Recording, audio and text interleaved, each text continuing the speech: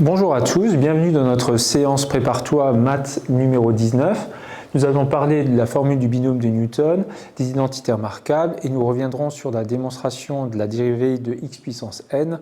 Je l'avais annoncé dans maths 18, donc on a besoin de la formule du binôme de Newton pour pouvoir faire ça. Donc c'est ce qu'on va voir aujourd'hui. On va commencer par revenir sur les identités remarquables. Alors je répète, les identités remarquables, vous êtes censés les connaître dans les deux sens et vraiment par cœur, aussi bien que votre prénom, c'est ce que je dis à mes élèves en prépa et déjà au lycée. Alors, la question qu'on peut se poser, c'est est-ce que ces identités remarquables se généralisent? Donc, on peut se poser la question, que dire de a plus b au cube? Et on pourra se poser la question aussi, que dire de a au cube moins b au cube? Est-ce qu'on a une formule? Alors, je n'insisterai pas sur le a au cube moins b au cube. Il y a des formules qui existent, ça s'appelle la factorisation géométrique. Je n'irai pas plus loin dans cette vidéo à ce sujet. Je le laisse en exercice pour ceux qui souhaitent le faire. Et je vous dis, cherchez les factorisations géométriques, ou si vous voulez que je fasse une vidéo, peut-être une vidéo courte sur ce sujet, je le ferai. Donc a plus b au cube, l'idée c'est de se dire qu'on est face à a plus b au carré fois a plus b. C'est-à-dire, par identité remarquable, a au carré plus 2ab plus b au carré, de tout facteur de a plus b. Et a au carré plus 2ab plus b au carré, quand je développe a plus b, je vais obtenir, si je réfléchis un petit peu en mettant les éléments dans le bon ordre, a carré fois a, donc a au cube. Maintenant, je peux me poser la question combien de a carré je vais avoir. J'ai du a carré fois b, et j'ai du 2ab fois a, ce qui va me donner 2a carré fois b. Donc j'ai a carré fois b, je vais l'écrire, a carré fois b plus 2a carré fois b, ce qui va me donner au final a au cube plus 3a carré b. Évidemment, le développement n'est pas terminé. Maintenant, on peut se poser la question du terme en a. Donc pour avoir du a, j'ai du a fois b carré et j'ai du b fois 2ab. Donc j'ai 2ab carré plus ab carré. De nouveau, ces deux-là, donc eux m'ont donné celui-là, ces deux-là vont me donner celui-là.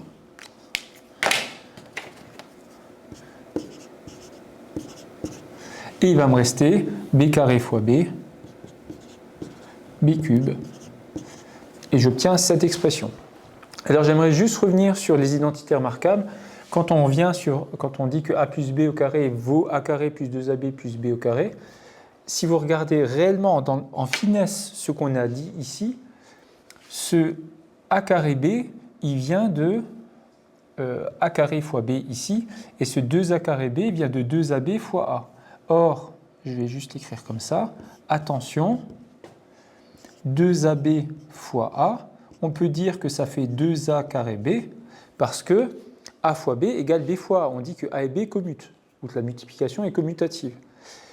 Les identités remarquables, elles n'ont de sens que quand on a des lois plus et des lois fois. Et on peut se poser la question, est-ce qu'on a des ensembles mathématiques d'objets plus compliqués que les réels, ou on a bien une loi plus et une loi fois? Il y a un exemple qui sont les matrices. Et les identités remarquables sont valables pour les matrices, mais que quand les matrices commutent, c'est-à-dire que quand a fois b égale b fois a. Donc j'attire votre attention là-dessus. Transition de terminale à prépa, les identités remarquables fonctionnent, mais que parce que a fois b égale b fois a. Donc à ne pas utiliser en classe préparatoire n'importe quand. On vérifie toujours que les éléments qu'on utilise sont commutatifs. Et donc on tombe sur notre expression de a plus b, le tout au cube. Donc a au cube plus 3a carré b plus 3ab carré plus b cube. Attention, quand on demande naturellement aux élèves de donner la valeur de a plus b au cube, ils inventent souvent une formule qui calque sur la formule de l'identité remarquable au niveau 2, a plus b le tout au carré. Et vous voyez que les mathématiques font preuve parfois de surprise et on obtient une expression qui est un peu plus délicate que ça. On va s'intéresser maintenant aux expressions qu'on a obtenues pour a plus b au cube, a plus b au carré, et on va essayer de voir est-ce qu'on peut généraliser. La question que vous êtes censé vous poser naturellement, c'est que vaut a plus b puissance 4. Et on va réussir à obtenir une réponse à cette question, mais en passant par une observation que Pascal a effectuée. Blaise Pascal, qui est un mathématicien français, qui est un mathématicien, qui est physicien, qui est philosophe, qui est théologien, à l'époque, au XVIIe siècle, les mathématiciens étaient souvent aussi, en tout cas les scientifiques, comme Newton d'ailleurs, on va voir le binôme de Newton et le triangle de Pascal. Pascal et Newton qui vivaient à 30 ans près, à la même époque en tout cas, étaient souvent intéressés par d'autres domaines que seuls les mathématiques. De nos jours, les mathématiques sont tellement poussées qu'il est difficile de s'intéresser à d'autres domaines, en tout cas de pouvoir trouver des résultats pertinents, nouveaux, dans des domaines différents. Nous allons maintenant parler du triangle de Pascal.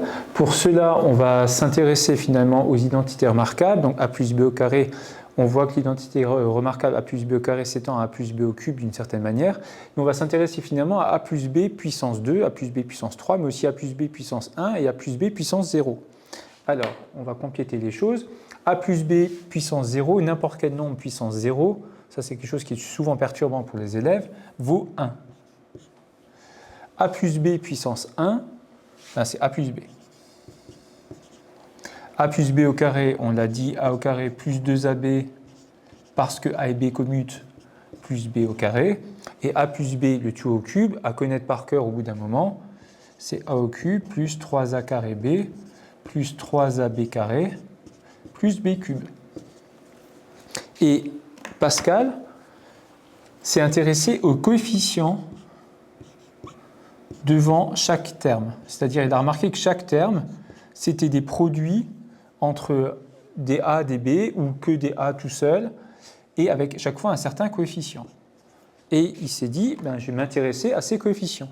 Et donc, il s'est dit, ben, pour puissance 0, j'ai que 1. Pour puissance 1, les coefficients que j'ai sont 1 et 1. Pour puissance 2, les coefficients que j'ai sont 1, 2 et 1. Et pour la puissance 3, sont 1, 3, 3, 1. Ce que je suis en train de tracer, c'est le début du triangle de Pascal. La question est, quelle est selon vous la prochaine ligne? Vous pouvez mettre la vidéo sur pause et essayer de deviner. Et si vous développez a plus b, le tout puissance 4, vous allez voir apparaître comme coefficient 1, 4, 6, 4, 1. Maintenant, vous savez que c'est ça. Alors, le problème, c'est savoir pourquoi c'est ça. Essayez de deviner à nouveau, vous mettez la vidéo sur pause si besoin, la prochaine ligne.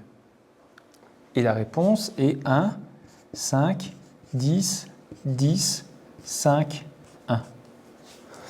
Et Pascal a remarqué une chose, c'est que dans son triangle, pour obtenir un coefficient sur la ligne d'après, il suffit de prendre les deux coefficients au-dessus et de les additionner. Et ça marche toujours. Vous les additionnez, vous obtenez le coefficient qui est juste en dessous. Et donc ça, c'est la règle de génération du triangle de Pascal, en remarquant une chose, c'est qu'aux extrémités, il y a toujours des 1, et que si je numérote les lignes, attention, c'est ce qu'on va faire tout à l'heure, ceci, la ligne numéro 0, numéro 1, numéro 2, numéro 3, on voit que le coefficient qui est juste après le 1 est le numéro de la ligne. On va le reprendre tout à l'heure. Alors maintenant, nous allons donner des noms aux coefficients des éléments que l'on trouve dans le triangle de Pascal. Donc je vous retrace le triangle de Pascal et on va dire que la première ligne est la ligne numéro 0. Et le numéro de ligne, on va l'appeler n. Donc ici, n vaut 0, le numéro de la ligne. Ici, n est égal à 1, n est égal à 2, n est égal à 3, n est égal à 4 et n est égal à 5. Et ensuite, on va s'intéresser dans une ligne et on va numéroter les éléments de la ligne par une lettre qu'on appelle K. Et ici, K vaut 0, K vaut 1, K vaut 2, K vaut 3. Évidemment, pour la dernière ligne qui est écrite, K est égal à 4 et K finalement est égal à 5. Alors on peut remarquer plusieurs choses. Alors évidemment, il faudrait réussir à démontrer tout ça. Mais que dans la ligne numéro n, K va de 0 à n. Et l'élément qu'on repère ici, par exemple celui-là, il est repéré par n qui vaut 5 et par k qui vaut 3. Et donc on peut faire ça pour tous les éléments. Cet élément est sur la ligne pour n égale 3 et k égale 0, k égale 1. Et donc ce que Pascal a proposé, c'est d'écrire finalement, de donner un nom à ces coefficients et de les écrire sous ce format-là, c'est-à-dire une parenthèse avec une sorte de fraction sans trait de fraction, donc deux nombres, n d'abord la valeur de la ligne, et ensuite le numéro dans la ligne du coefficient. Et on lit ça K parmi N. Étonnamment, ces coefficients qu'on appelle les coefficients binomiaux, qu'on peut appeler directement comme ça, binomial NK ou K parmi N, sont très utiles évidemment quand on va développer des expressions donc en analyse, mais réapparaissent dans énormément de situations, notamment en probabilité. Vous allez vous en servir en terminale et surtout après en classe préparatoire.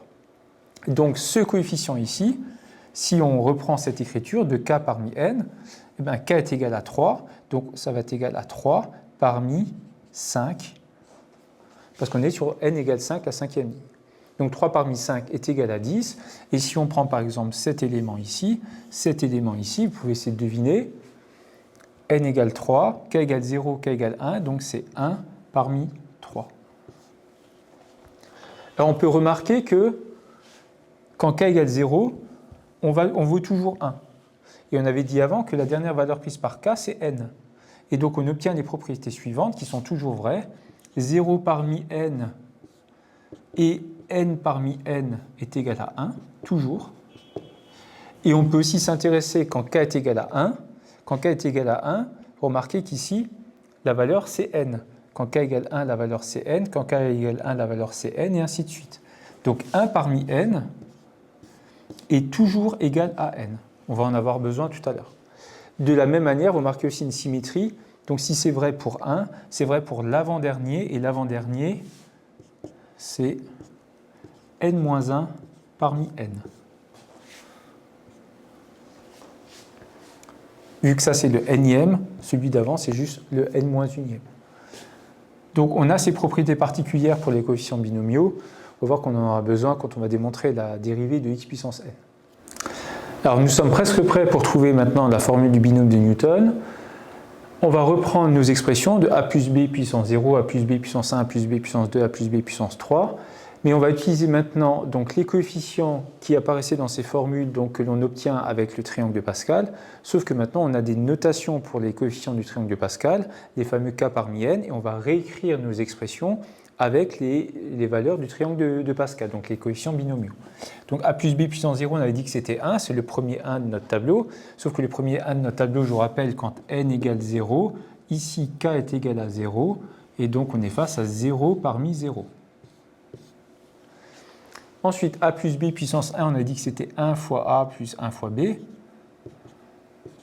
Le coefficient, le premier, c'est ce coefficient ici, on avait dit que pour n égale 1, et là, k égale 0, donc c'est 0 parmi 1. Et le deuxième, ben, c'est 1 parmi 1. Vous remarquerez que quand on va écrire une ligne, n est toujours constant, donc la valeur du haut sera toujours constante, c'est la valeur du bas qui va aller de 0 jusqu'à la valeur de n. Donc a plus b au carré, donc a au carré plus 2ab plus b au carré. Et donc le premier, c'est 0 parmi 2, 1 parmi 2 et 2 parmi 2. Alors on pourrait dire, mais quel est l'intérêt finalement de ces coefficients binomiaux? L'écrire comme ça, c'est beaucoup plus compliqué que de mettre un 1, un 2 et un 1 encore. Vous allez voir l'intérêt, c'est qu'on va pouvoir généraliser la formule. Ici, on va être à 0 parmi 3.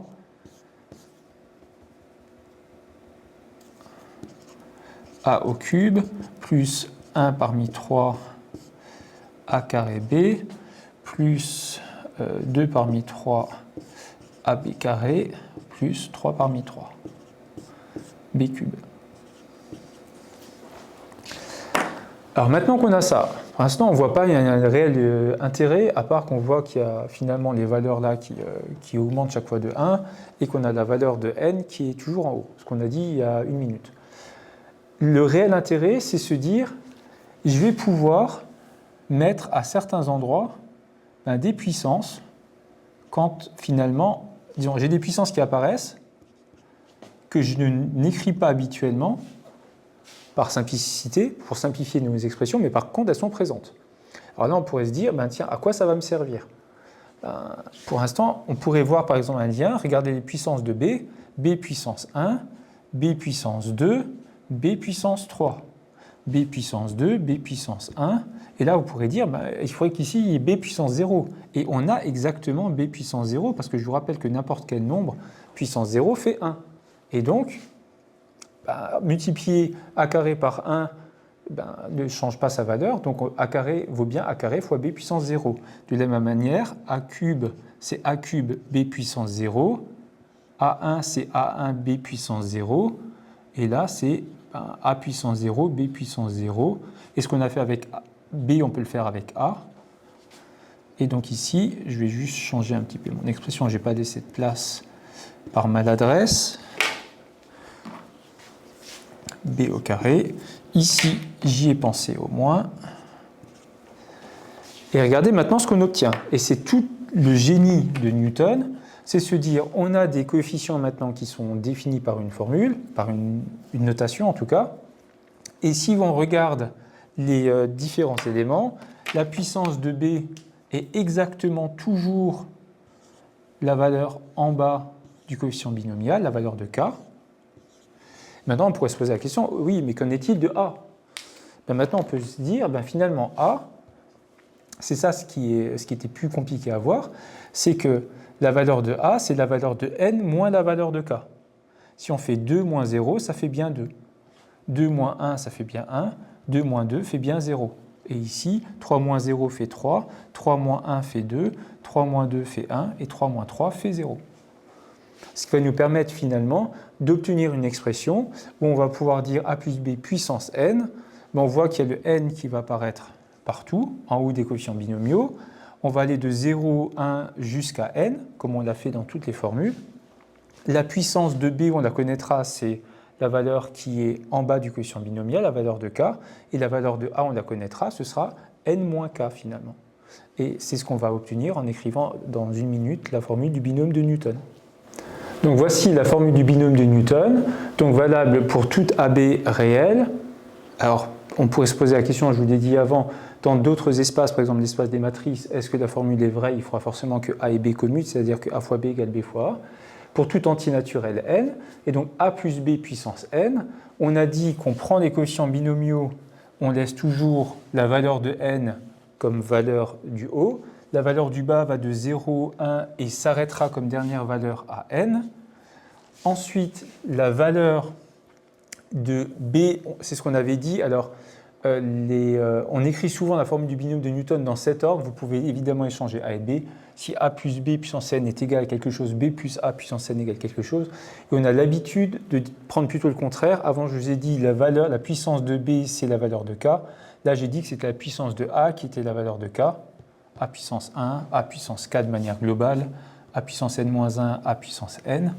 Et la valeur de B qui vaut n moins k, c'est-à-dire la valeur du haut moins la valeur du bas, la valeur du haut moins la valeur du bas, valeur du haut moins la valeur du bas, etc. Et on va mettre cette formule en œuvre. On avait vu A plus B au cube. Je vous propose de passer directement à A plus B puissance 5. Donc n vaut 5, donc je vais écrire ma formule. 0 parmi 5, A puissance 0, B puissance 5, plus 1 parmi 5, A puissance 1, B puissance 5 moins 1, donc 4. Vous remarquez que finalement, les puissances de A vont augmenter de 1 à chaque terme, la puissance de B va diminuer de 1 à chaque terme. Et finalement, avec un petit peu d'entraînement, on écrit les choses vraiment rapidement. Il faut juste rester un petit peu concentré quand on le fait. Mais on augmente de 1 la puissance de A, on diminue celle de B, plus 4 parmi 5, A puissance 4, B puissance 1, et 5 parmi 5, A puissance 5, B puissance 0. Alors, on pourrait dire que ça reste encore très compliqué, mais ça ne l'est pas, mais c'est juste que vous n'êtes pas encore habitué à utiliser les coefficients binomiaux. Maintenant, ce qu'on va pouvoir faire, c'est les remplacer par on sait que ce sont les coefficients de la cinquième ligne. La cinquième ligne, on avait calculé avant. 0 parmi 5 fait toujours 1. A puissance 0 fait 1, donc on tombe sur 1 fois B puissance 5. 1 parmi 5, on avait dit que 1 parmi n faisait toujours n, donc ça vaut 5. Donc 5A, B4. 2 parmi 5, on le relie sur la ligne, ça fait 10. Donc 10 A carré B cube, plus 10 A cube B carré. 4 parmi 5, c'est pareil que 1 parmi 5 par symétrie. Et donc, ça fait 5 A4B. Et le 5 parmi 5 faisant 1 fois A5 fois 1, parce que B puissance 0 fait 1. Et donc, on tombe sur cette expression. Alors, cette expression, on peut la réécrire dans l'autre sens, juste pour commencer par les A, parce qu'on est habitué à le faire de cette manière-là. Et donc, on tombe sur A5 plus 5 A4B plus 10 A3B carré plus 10 A carré B cube plus 5 AB4 plus B5. Et on obtient comme ça l'expression de A plus B puissance 5. Une fois qu'on s'entraîne un petit peu, on écrit ça vraiment vite et sans vraiment que ça nous fatigue, sans possibilité vraiment aussi de se tromper, et ça nous permet d'obtenir comme ça des développements extrêmement efficacement. Nous allons revenir sur la formule de dérivation de x puissance n. Vous pouvez revenir sur la vidéo math.18 si vous en avez besoin. Je vous rappelle la formule du nombre dérivé. F' de a est égal par définition à la limite quand h tend vers 0 de f de a plus h moins f de a sur h. Je vous rappelle le double point égal, je m'en sers quand c'est une définition, une différence entre une égalité qui est due à une propriété et une définition. Ça permet parfois de clarifier certaines démonstrations. Et donc nous, on va devoir calculer ça, mais avec la fonction f qui a x associe x puissance n. Donc on va pouvoir s'intéresser d'abord à cette expression, passer à la limite, et avant de passer au quotient, on va déjà juste s'intéresser à f de a plus h moins f de a, avec la fonction f qui a x associé x puissance n, c'est-à-dire f de x égale x puissance n. Donc f de a, c'est a puissance n. Et donc a plus h, c'est vrai qu'il ne faut pas se tromper, c'est a plus h puissance n, mais le tout puissance n. Vu que c'est f de x, x est entièrement puissance n, donc l'antécédent doit être entièrement puissance n. Si on écrit a plus h sans les parenthèses, il n'y a que le h qui est puissance n, et donc l'antécédent n'est pas entièrement puissance n. Et vous voyez qu'ici, eh ben, on a un a plus b, chez nous un a plus h, puissance n qui apparaît.